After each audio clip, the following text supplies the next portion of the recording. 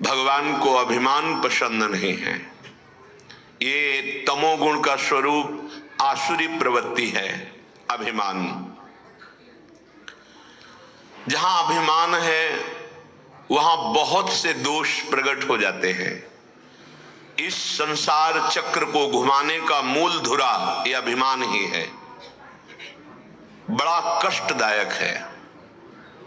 संस्कृति का मूल है, नाना प्रकार के शोक और कष्ट देने का ही इसका स्वरूप है। कृपा पात्र जन इससे बचते हैं।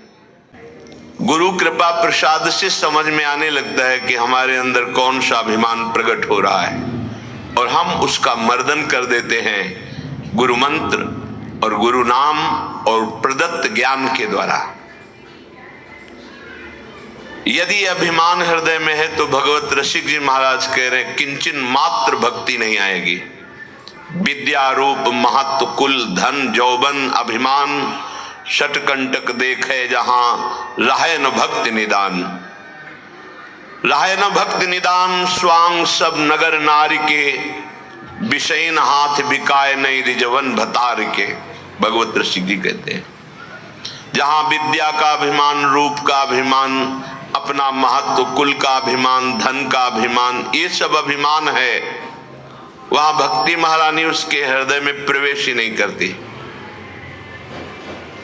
गर्भ गोविंद ही नहीं भावे,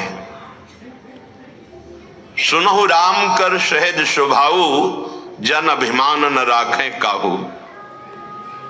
ये संस्कृत मूल शूल प्रद नाना, सकल शोकदायक अभिमाना, ताते करें कृपा निधि दूरी, सेवक पर ममता अति भूरी। प्रभु अपने शरणागत पर बहुत प्यार करते हैं। अगर वो किसी भी तरह का अभिमान करता है तो धूल धूसरित कर देते हैं उसके अभिमान को। फिर जो भगवत विमुख है उनको तो काल रूप से दंड ही देते हैं। ये पहाड़ के समान है, इसे तुम पार नहीं कर सकते हो।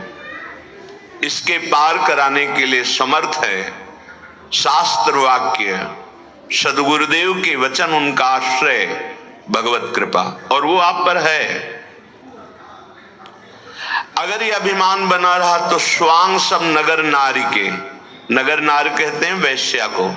जैसे वैश्या श्रृंगार करती पर अपने पति को रिझाने के लिए नहीं, वो पर पुरुष को रिझाने के लिए, ऐसे ही नहीं रिझवन भतार के, हमारे भरतार हैं श्री हरि। भक्ति है हरि को रिझाने के लिए, पर जिसके अंदर गर्व है, अभिमान है, तो हरि को नहीं, वो नगर नारी की तरह विषयी पुरुषों के हाथ अपने आप को बेच देता है।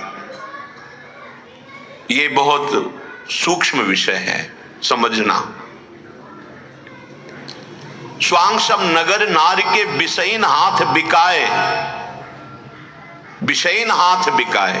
तुम्हारे अंदर हरि का भरोसा नहीं, किसी व्यक्ति का भरोसा नहीं, गलत हो गया। भक्ति का स्वरूप गलत हो गया। भक्ति को पाखंड रूपी रोग लग गया है। संतों का आशीर्वाद पूरे विश्व को होता है, किसी एक व्यक्ति को नहीं। सर्वे भवन्तु सुखिनः, सर्वे सन्तु निरामया।